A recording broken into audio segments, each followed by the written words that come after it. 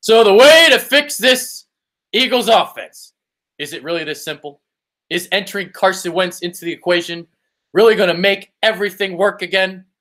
But hell, maybe the poop daddy's going to come here and save the day. James Worthington is here. I am Adrian Fedque. Colts and Eagles, Carson Wentz is back. Yes, he is. And boy, how long we've waited to hear those words, man. I can remember when he went down like it was almost yesterday. It's like the entire city was in mourning, and we got him back now. I think he's 100%. He better be 100%. And if so, I think he's going to be full go. I'm really excited to see him out there. Yeah, and I'm really curious to see what he looks like.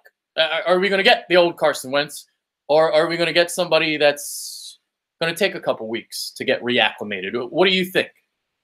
I honestly think, I mean, I am a little biased. I've been the biggest Carson Wentz fan, as I've said many times on the show, for a while. And I think he's going to get out there. And he might be a little slow to start, but after the first couple of series, I think he's going to be pretty much back to the old Carson. He's going to be making plays. He's going to be making good throws. You might see a little rust with his accuracy, because his accuracy still isn't like where I think it's going to end up at, which will be a lot better. But I think he's going to be making those plays. I think you'll see him scramble. I hope not too much, but he's going to be Carson. I think he said it. He said if after that first hit happens, he'll be right back into it. And he's a gamer, man. He's a competitor. So I expect to see a pretty similar Carson Wentz. Yeah, if we see a little bad, I think we actually might see it next week. With this Colts game, the way that this secondary is, they don't really pressure the quarterback that well. I think Carson Wentz can kind of do what he wants. I know that it's been 9.5 months since he's played, but I can give you an example. During his rookie season, obviously had the rib injury, week 1 of the preseason, missed a month, came right back in, looked just as good as he was, obviously, threw for 278 yards and 2 touchdowns against Cleveland. Now, big difference between a month and 9.5 months.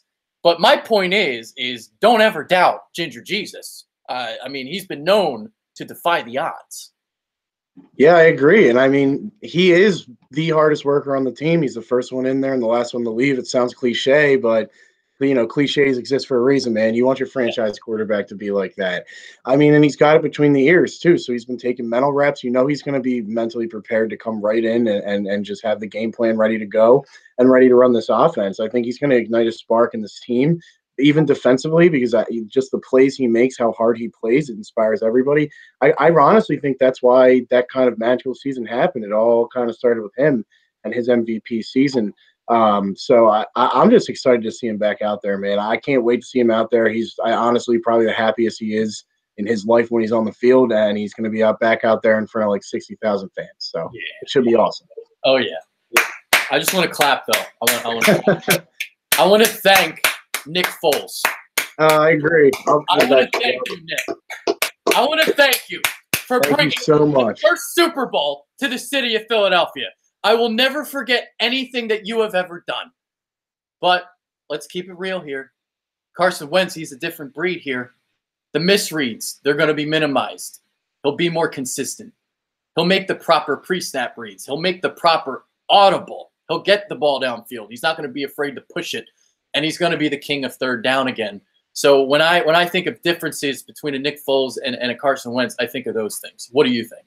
I totally agree, man. And I mean, it's really, the pre-snap. Carson Wentz, I already think, is top 5, if not the top 3 in the league pre-snap. Yeah. He, like I just said, he's got it between the ears. And I mean, he was absolutely incredible on third down and red zone offense last year. And then he said it in a couple interviews and with the press. I mean, that's what he wants to get back to. That's what he prides himself on, is situational football. In the NFL, you win on third down, you win in the red zone, you usually win the football game. And he was the best in the league last year. And I expect to see more of the same, man. Yeah. So I'm going to read some quotes because we kind of answered the question, do we think there's going to be some rust? What can we realistically expect? Well, Doug Peterson, during his press conference on, I think this was on Monday's presser. He had 2 of them this week. But I think this was from Monday. So he believes it will take some time to get used to the flow of the game again. So here's what he says. I think there's going to be maybe an issue or 2. It's going to take some time to get back into the rhythm and the flow of the game. The speed of the game is different than the speed of practice. We do everything we can to try and simulate that during the week and try to prepare him that way. And listen, he's a guy that will be totally prepared.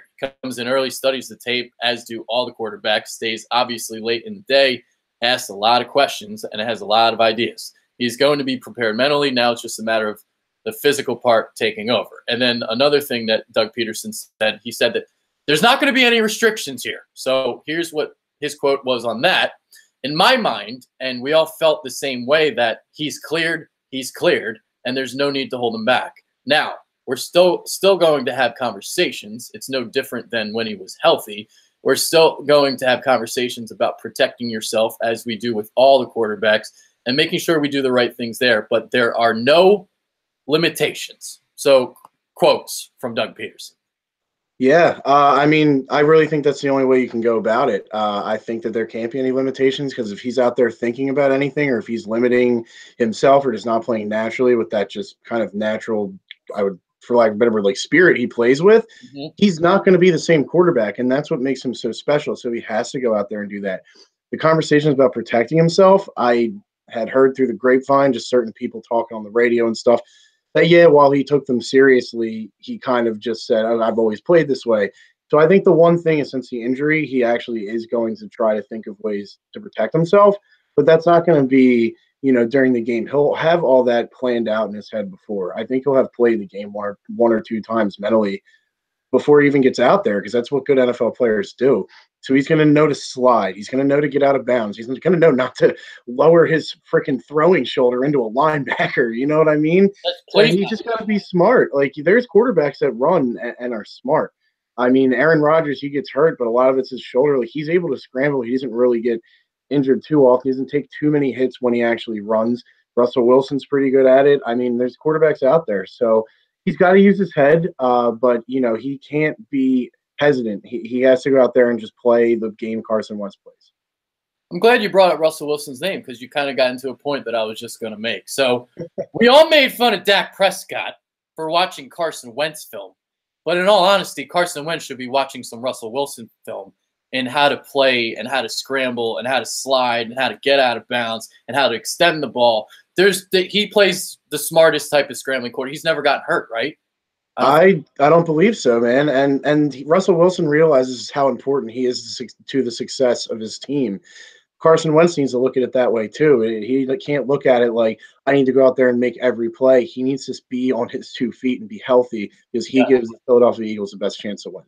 Exactly. And you get down, like, please don't try to get the extra yard or two. It's completely unnecessary. Just get what you can, get out of bounds, slide, and that's it. Please, Carson. Totally agree, man. Especially regular season right now too. I mean, it's week 3, so we don't need him laying everything out there for a third down conversion. While I really appreciate that, like I just said, we need him on 2 feet. I don't think we can count on Nick Foles to come in and save the day again. And personally, man, I want to see Carson go get himself one. He put us in the position to do it last year. He deserves to go out there and at least play in the big game. So, we all hope he stays healthy. We'll have to see, but I think he will. That is true. We quickly forget, man. We quickly forget. He was the one that put him in position. He was the one that earned them the home field advantage. And then obviously the Eagles went and took care of business at home, and then they won the Super Bowl. So there you go. All right. Receivers. This situation here. So the Eagles, they had just 3 healthy wide receivers on the roster: Nelson Agholor, Shelton Gibson, and Kamar Aiken, prior to adding Wentz's buddy Jordan Matthews on Wednesday. So obviously we know Matthews, he spent 4 years with the Eagles between 2013 2016, caught 73 passes for 804 yards and 3 touchdowns during Wentz's rookie season in 2016. So what did you think of the move? Did you like what the Eagles did? Would you have done something else? Would you have traded for Josh Gordon? What would James Worthington have done if he was Howie Roseman?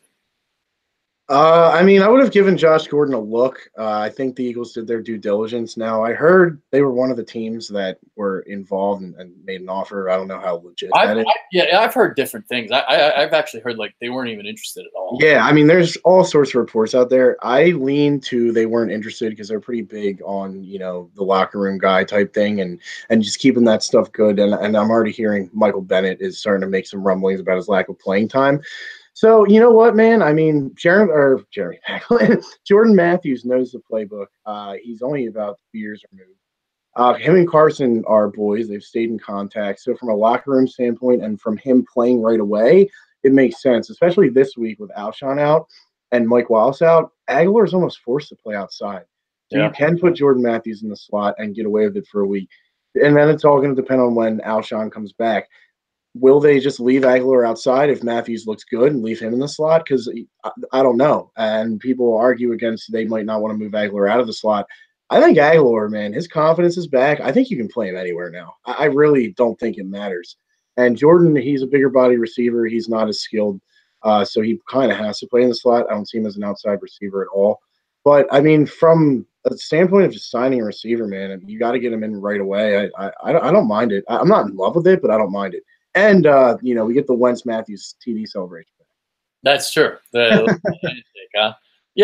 I was with you. Like, I was underwhelmed by the move. The thing about Josh Gordon is this. Like, I would have been okay with a fifth, even if he screwed up. Here's the 100% truth that this point hasn't been made yet. If Josh Gordon fucked up and he got cut in November or cut in December, guess who's still on the couch in November or December? Jordan Matthews, the poop daddy. He's still going to be on the couch. So it's not like you would have lost out on him. You could have brought Josh Gordon in and just hit him up. Now, I get the whole playbook thing because that's true, which is why you should have traded for Josh Gordon and signed Jordan Matthews. But, that's just me. You definitely could have done that. And honestly, yeah, if you give up a fifth-round pick, and he messes up, it is what it is. I'm pretty sure the Eagles have a rebuilding team. This is a team that's already won a Super Bowl and ready to win many more. Yeah, and I'm pretty sure they have a decent amount of later round picks. Yeah. So really, it's not too bad taking a flyer on Gordon, who has some of the best talent in the league, the receiver position. My thing is, I don't know why the Browns, after all these years, gave up on him. Something stupid. There's got to be a failed drug test coming. There's got to be more that we don't know. And it's like the Patriots just said, we don't care. Bring him here. We'll just take him for however long we get him. Yeah. Because, it just doesn't make sense to me for Cleveland to just completely give up on the guy after everything, just over pulling a hamstring at a photo shoot or something. And considering they drafted Antonio Callaway and some of the guys that they drafted. Yeah, I do like Callaway. He's pretty good. Maybe seeing Callaway last week put up some numbers made it a little easier for them to just give up on him. I don't know, but I wouldn't be surprised if there's some just coming, maybe a failed test or something. I hope not. Honestly, I hope the guy has success. Not actually. I don't know. I take it back. Screw the Patriots. Yeah, I hope the best for the guy, but I'm worried about a Super Bowl and him on Jalen Mills. Torching us, yeah. I don't know, man. We'll see. We'll see, obviously, how it all plays out. The Patriots, that book that came out really is not a good book for them. I don't know if you heard about that. Yeah. But that is what it is. Mm-hmm. So we're going to get into something else here. And, we kind of brought it up already, but we'll bring it up again because I got quotes. Guys. So we know that Jordan Matthews is basically strictly a slot receiver, and Nelson Agholor has flourished there recently. So does the signing mean that Agholor is moving back to the outside? Here is Doug Peterson on that. I don't get into slot, inside, outside. The only reason why I say that is because we move our guys around so much. You see Nelson inside, you see Nelson outside, and that could be by formation, just matchups and different things. Yeah, his career, Matthews, he's primarily been an inside receiver. We understand that. We'll see where he is at and see how he fits into the game plan this week. And then the other thing here is Agholor as effective outside as he is inside? And Peterson goes, Nelson has been a really big part of the offense so far, and in both spots, inside and outside. He's obviously done a great job blocking in the run game, and then in the passing game, be able to be outside as well. So moving around has been beneficial for us. There we go. Yeah, just from a Nelson Agholor standpoint, I really think all it was the confidence, man, because he was getting open.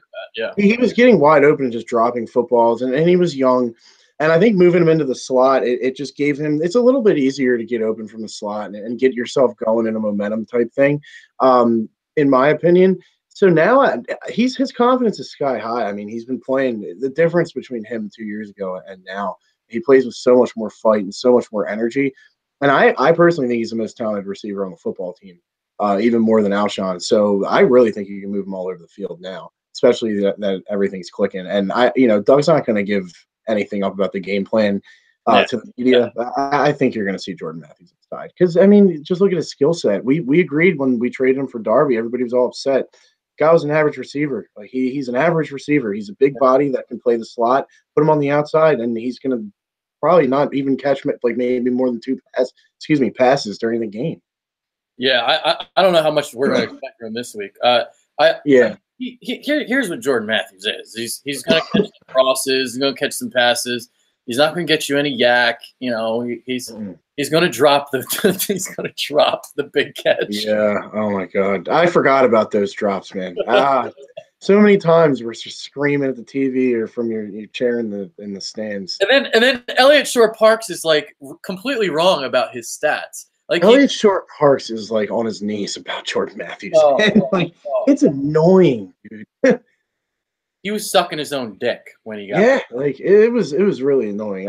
The first thing I saw when Jordan Matthews was rumored coming back, it's Elliott Shore-Parks tweeting about it. Like, listen, I got nothing against the guy, but he's still saying that he's better than Alshon Jeffrey. Yeah, like that's absolutely absurd. No way Jordan Matthews makes any of those catches Alshon had in the Super Bowl. No. Or the Vikings game. Like it's not even close. No. He's not a guy that's going to get a lot of separation. It's just there's a reason he wasn't on a team. Yeah. There's a reason why no one picked him up. Like come on, guys. I know the stats were – see, the problem is people look at stats too much. That's the problem. Yeah. No, and that's – somebody told me yesterday, he was like, well, he's better than Nelson Agholor because, well, Nelson Agholor's never had the stats of Jordan Matthews. What Nelson Agholor did last year blows anything that Jordan Matthews had ever. All right? I don't want to agree. That. I mean, when the hell's Jordan Matthews had like back-to-back games of like 8 or 9 catches? Like Agholor's been one of the key cogs in the offense to start the season. He looks great. And Jordan Matthews, he just had a high volume of targets. Like it was a game plan, and they were just. I mean, use the eye test.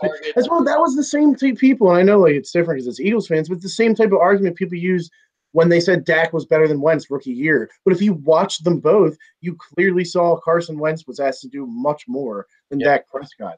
And that's what pisses me off when people use stats and numbers. You can kind of make them say whatever you want. You got to watch the game and know football to understand what the stats mean. Yeah, Jordan Matthews put up great stats. He was good while he was here. Not great. Yeah, they're empty stats, and I've gotten into them before, but there are a lot of people who disagree with me. All right, Zach Ertz. So I want to get into him, and I want to get into the tight end situation because obviously the big thing here from last week, Josh Perkins got 26 snaps, and Dallas Goedert only got 17. So should I read the quote from Doug Peterson from Sunday? Yeah, I would definitely. All right, I'll read it. And here it is. Some of it is game planning. We lose receivers. We start having to use the second or third tight end. Listen, it's a complex thing when you start moving bodies around. Without getting really specific with the game plan, just one part that goes down, you have to adjust everybody else. And a lot of times it's easier with Perkins in the game. Dallas played, but at the same time, it didn't change our receivers on the outside. Those guys are in their same spots. It's complicated because you, the media, don't know the plan. When you don't know the plan or the formations, where we move guys and have guys specifically in the game plan, when one guy goes down, it shuffles the whole thing. So we can keep it real, consistent by just moving one part and many parts. So what did you think about that quote regarding Dallas Goedert and his lack of playing time? I mean, what it sounds like to me is it came down to personnel and who was prepared to play where. I mean, we were short on receivers, and it just sounds like Josh Perkins was more equipped or more prepared to come in and play more of a tight end receiver hybrid role, where Zach Goedert was just, he's our tight end too. While I disagree with the approach they took once Wallace was out, I understand it because you can't ask a rookie player to go in and kind of play a different role than he's been prepared for. But that doesn't excuse them just not making adjustments and changing the game plan and putting out some more 2 tight end sets. I mean, At that point, like I said before the show, we had Clement, we had Ertz, we had Agholor, and then who's your next best playmaker? Probably Zach Goedert. So, wow. Dallas Goedert. Yeah. You said it twice. That's why I corrected you. Oh wow, my bad. Yeah, Dallas. I do. I guess it's. I think it's because I just don't like the word Dallas. But actually, you know what? That's probably true. yeah, that's probably no, but yeah, Dallas Goedert. Sorry about that, but yeah, he's probably the fourth best playmaker on the team. He's definitely a great red zone target. So I don't know why I didn't play. It's always a little weird with rookies, so maybe he'll get a little more playing time this week. We'll see. I get the whole formation thing. Listen, I get it. Like he's basically filling the Richard Rodgers role, and Perkins is playing the Trey Burton role, right? That's what happened. But you can still call the pass plays that are in the Richard Rodgers / Dallas Goedert / Brent Selleck package. There's still pass plays you can call. And that's my thing. That was my thing. He's only been targeted 3 times in 2 weeks. That's not enough. It's not enough. And like I said before the show, I mean, he did have that drop that resulted in an interception, but he's essentially your first-round pick, and you can't put Goddard on the bench for one bad play. And I don't think that's bench when you have nothing. Yeah, I don't think that's what happened, man. It's kind of a head scratcher. I really don't know what went on there. It's kind of baffled me, especially when you're losing as much as you were. What do you got to lose at that point? Yeah. Well, this week during offensive coordinator Mike Crow's press conference, he did state that the Eagles would like to get Goddard more involved. So we'll see how much they actually do so. So here's what he says here. We have a talented player in Dallas, and we need to find more ways, as you stated, to get him involved. We need to get him involved more. We had some extenuating circumstances the other day for a variety of reasons. He just wasn't in there in the spots where we were getting the ball to. We're going to continue to try to monitor that and make sure that he is going to help us win games here. So there you go. You have to get him involved. I'm sorry. You just have to. I mean, it sounds like a little bit that they are going to get Dallas Goedert more involved this week. Yeah. Like you said, they have to. And especially bringing in Jordan Matthews like this soon before a game. Are they really going to trust him over a guy that's been with us all preseason and all through the offseason and training camp? Like, I get it, he knows the offense, but he's rusty. Jordan Matthews, is he even in game shape? At least Dallas Goedert's in game shape. So, especially a team against a team like the Colts, they were pretty young at the linebacking core. It might be a good game to get Dallas in there and get them rolling a little bit. That's very, very true. In terms of the linebacking core. And even like their front seven in general, actually. Well, actually, no, never mind. I'm looking at their D line. They signed some veterans. Yeah, they did. I do like that young guy, the Darius Leonard. Darius Leonard it looks like a beast already. Yeah, I'm with you there. Yeah, he's a tackle machine. Yeah, he looks really good. They've got no secondary though, so this is kind of like the Tampa Bay situation with the receivers. I mean, Nick Foles did throw over 300 yards. So you've got Nate Hairston, Kenny Moore, Pierre Desir, Quincy Wilson. Those are your 4 corners in Indianapolis. I mean, that's not anything special. It's the same thing as Tampa Bay last week. Can the receivers get open? We'll see. Let's hope so. I mean, I think our boy Carson in there will make a little bit of a difference. But like you said, Nick Foles, he didn't end up with horrible stats, but I thought the first half. He was a little cautious. He didn't really push the ball down the field too much, and then kind of when we were behind, they might have been playing a little bit more, off us, just letting us get some stuff underneath, so he was able to move the ball. And then, with their DBs, their corners don't scare me at all. And Malik Hooker, he can play like a jump ball. He's a pretty good at reading the ball, deep balls and everything. But he's got a little Ed Reed in him. Yeah, a little bit, but he hasn't been like absolutely incredible. He hasn't been to start his career. Yeah, so I'm not afraid of him either. I think that he's still young, and Carson will be able to look him off or maybe trick him. And again, don't forget with Carson, man, the pre-snap, he's going to be shifting protections around. I think it's going to look a lot better. I think the offense is going to have rhythm more, which is something we really haven't seen. And again, like I said, I'm just really excited to see him out there because there's nothing like you get the freaking football at either first or second drive. You get that like 11 play, like 80-yard drive, 7 minutes off the clock, and your offense is clicking, it's purring. That's what we missed with Nick Foles in this year, I think at least. Yeah. I mean, they've gone on a couple methodical drives, but not like the consistency that. Yeah, and the big thing was like every play it seemed last year on third down, we were picking it up. 3rd and 11, 3rd and 7, 3rd and 3, didn't matter. It was just these plays that continued the drives, and they're so crucial to winning football games. Absolutely. All right, let's get to the running back situation because there's some injuries that the Eagles have to deal with here. So Darren Sproles and Jay Ajayi continue not to practice. I'm guessing that both might not be playing. So you've got this situation here with Corey Clement. You bring in Josh Adams from the practice squad. Wendell Smallwood, for whatever reason, got more carries than Clement last week. That was ridiculous. I mean, I made the joke already. There were a couple times where the Eagles' offensive line, there was an alley wider than Kim Kardashian's vagina, and Wendell Smallwood didn't want to hit it. Yeah, I mean, dude, I don't know what's going on with Smallwood. Is it that they trust him because he's been there? I've never seen an NFL player get so many chances. Like, there's got to be guys sitting at home being like, "What the hell did this guy do to get this many chances, man?" Like, Doug just loves him, man. Yeah, I don't know what it is. Good. He's just not good. I do like that they're bringing up Josh Adams. I think he's not the most skilled runner, but the guy will hit a hole. He'll make a read. He's physical. He's not afraid to lower his shoulder for a game or two. He's not a bad running back too. It's not ideal, obviously, but I hope that Corey Clement is the feature back if Ajayi and Sproles are out. Get that guy 15 touches at least, because I don't know, man. Like, he runs so freaking hard. There is such a difference when you watch him and then Smallwood. It's just it's night and day, and it's crazy. I can't believe this guy went undrafted. Like, how the hell did we get so lucky? Oh, and then So with Clement, it's like he just hits, and then Smallwood he picks.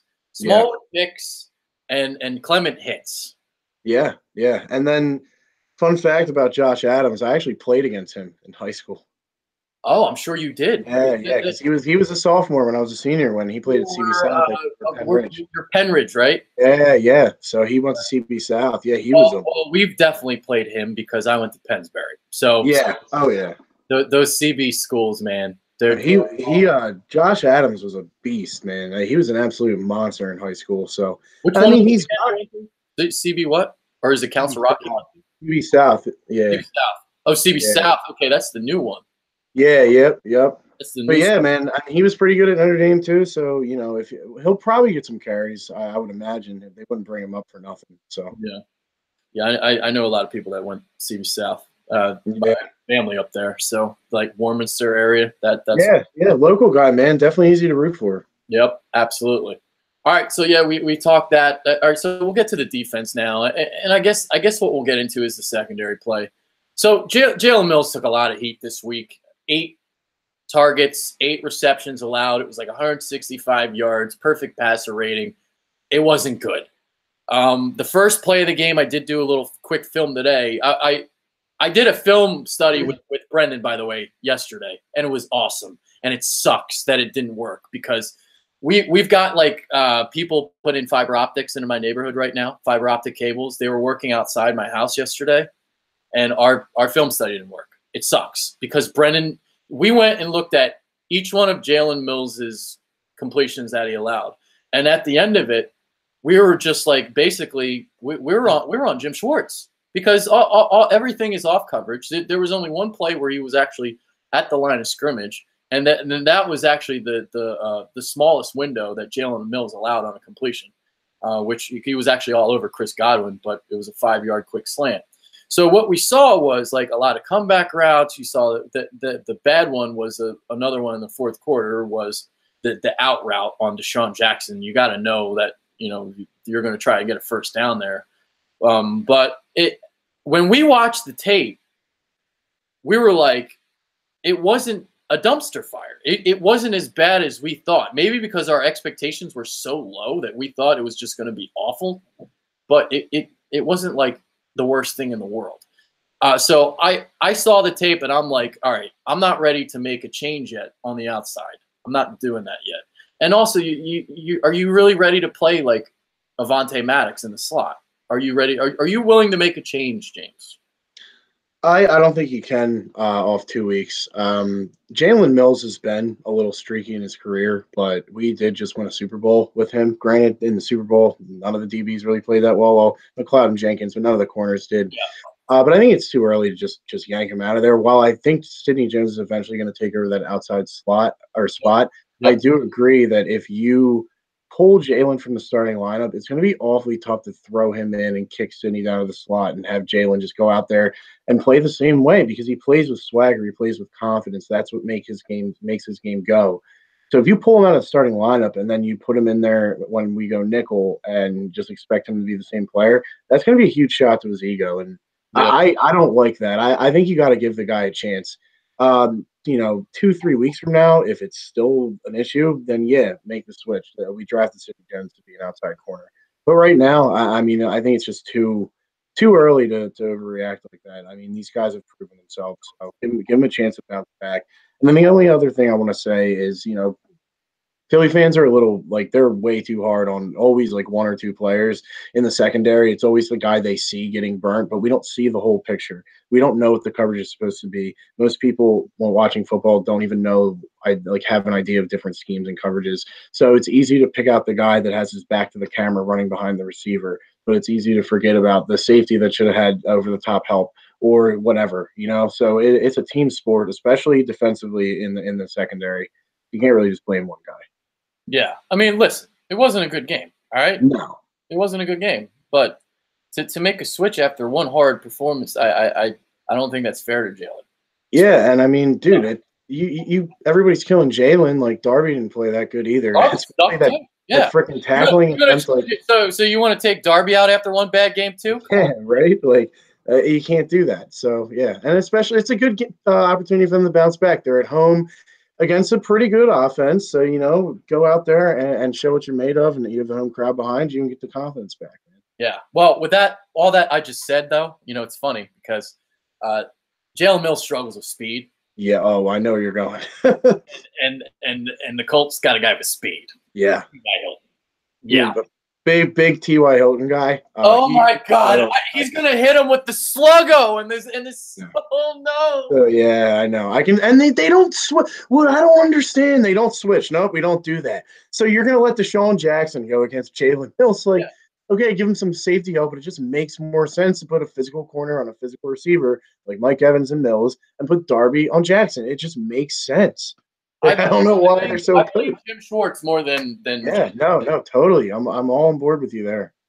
So and Ty is scary if he gets lined up on. Yeah, there was a stat I saw, by the way. I guess this is a PFF stat. So apparently the Eagles were 6th in pressures in Sunday's games, 6th among the NFL.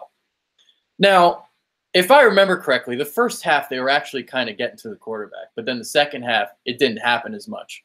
So I don't know. Those numbers, I don't know. I mean, whatever.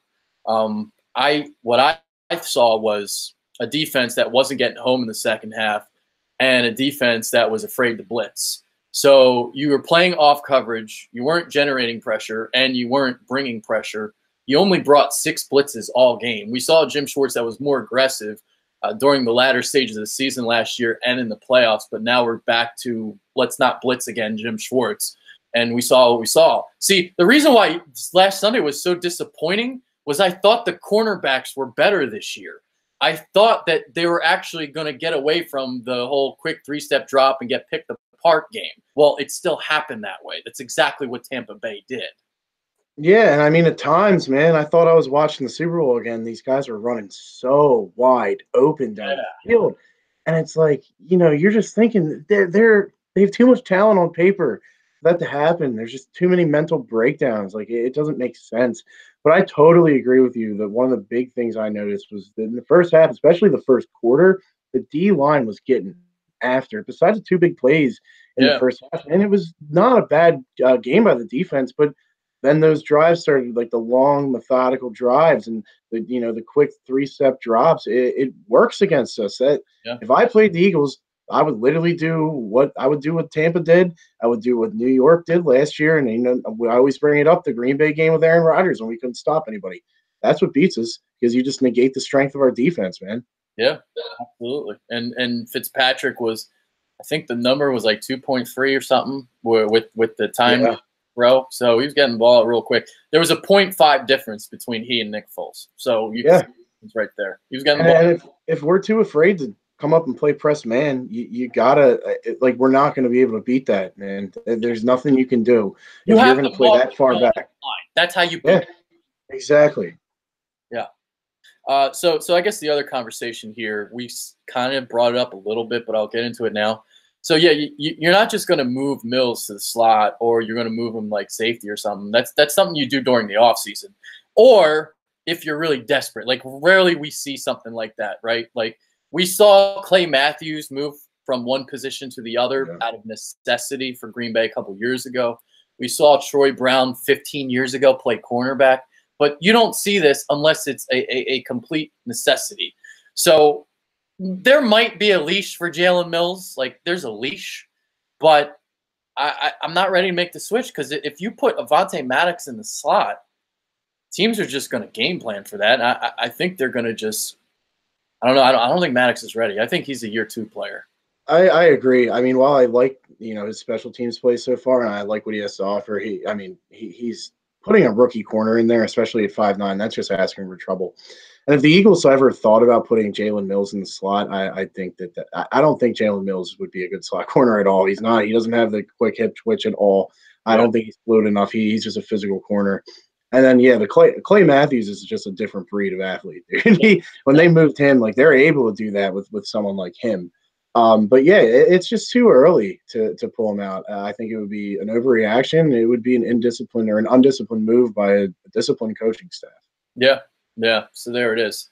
So I guess that's pretty much it. I'm blaming Jim Schwartz more for the loss than pretty much anybody last Sunday, to be honest. So there it is. I totally agree. The only other thing I got, man, how about the new punter this year, dude? Guy's got a leg. He does. He moved it. Dude, and when he kicks it, he looks like he barely kicks it. I know. What the hell's going on? I was like pissed we got rid of Donnie Longbaugh. I'm like, are we bringing Cameron Johnson? I'm like, I'll take him, man. He looks pretty good. Hopefully we don't need to punt too much. But, dude, honestly, punting can change the damn game. Really can. It's huge. Jake Elliott, though, man, he's a little bit like, I hope he straightens it out. But I thought last year was more of like he rode that confidence wave. He wasn't like he's not the most talented kicker, so we'll see if he lasts. He's a weird one, man. He misses the ones I'm scared, dude. Like I'm scared we're gonna have one of these instances where it's like a 33-yard field goal for the win. He's gonna miss it. Yeah, but give him a 55 to win the game. He'll hit it every time. It's like my mom she doesn't know football that well, but like she's like, oh, they should just have 2 kickers and let him do the long pressure field goals. I'm like, yeah, okay, let's waste a roster spot. Yeah, let's waste the roster spot on another kicker. Yeah. So let's bring in Alex Henry, the guy that doesn't miss less than 40 yards. Yeah, there you go. Together we got one good kicker. All right, so we really didn't spend a lot of time on the Colts roster, but we're already 40 minutes in the show, so I'm not going to spend too much time on it. Obviously, we know about Andrew Luck. We know about T.Y. Hilton. Their offensive line is getting better, but it's still not good. Obviously, we know they drafted Quentin Nelson. It's going to be Frank Reich's reunion. And one of the things that they're actually doing with Quentin Nelson, we should know about this and last year's running game with the Eagles and how they played a lot of that trap, a lot of those trap plays. Well, what the Colts are doing, they're running a lot of those trap plays, and Quentin Nelson is just destroying people. Yeah, I mean, dude, I loved him coming out of the draft. The guy was an absolute monster. I literally was like, yeah, man, if the Eagles could somehow get him, but even though we don't need a guard, that's how much I liked him. So it doesn't surprise me he's killing it. And, yeah, I mean, the trap plays, the guy's so athletic and big. Yeah, he's going to kill anybody that comes down the line of scrimmage. It'll be interesting to see how he handles our interior lineman. That's something I'm going to be watching. But yeah, I mean, Quentin Nelson's an absolute monster. The Colts needed to address the line, and they have a little bit in the offseason. So it'll be interesting to see how our defensive line plays against them and if they can pressure Andrew Luck. Hopefully we don't see too many 2 to 3 step drops, but I think we will just because Frank Reich kind of knows. He knows. Our team, so He knows. Yeah, he was kind of a big deal last year here. So yeah, kind of a big deal. Yeah. Where they have to attack is the right side of the line. I think that's where you're going to win. You got Matt Slauson as your right guard, and your right tackle is Joe Haig. That's not anything special. Anthony Costanzo is like average as a left tackle, so they should be able to get something there as well. I mean, they should be able to pressure them throughout, to be honest. I mean, I hope so. That's where our money's at, man. The money's in the D line. Money's in the D line, so we'll see. I mean, again, it just depends if they play that 3-step drop. It's going to be tough to get there. So we'll see. Andrew Luck's a good enough quarterback, though. If we let him get in a rhythm, man, it's not going to be good. Yeah, but it's all going to have to be Andrew Luck because they're not going to be running the ball much. They ain't going to be. Yeah. And I think really, dude, the home crowd, it makes such a difference. I mean, the stats now, it's been such a large sample size. This defense, unfortunately, I hate to say it, it doesn't really travel that well. It doesn't travel on the road, no. But literally, I mean, when we're home, man, that's why it's so important to win these winnable games because home field advantage is so important in the playoffs. But it's just a different atmosphere. They feed off us. I think, honestly, the crowd noise, it's a lot louder there than it sounds on TV. It really is, man. The last game was insane. And I expect it to be just as crazy because we're going to have, our leader back in Carson. And this just crowd knows. We see it, how much the defense feeds off us. And people actually take it on themselves to, really stay loud all game. They actually think they're having an influence, which I think we are a little bit. Oh, yeah, absolutely. Absolutely.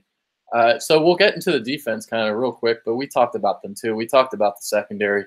So the front seven, Darius Leonard is the guy that I'll have my eye on because he's having a really good rookie year already. His second-round pick.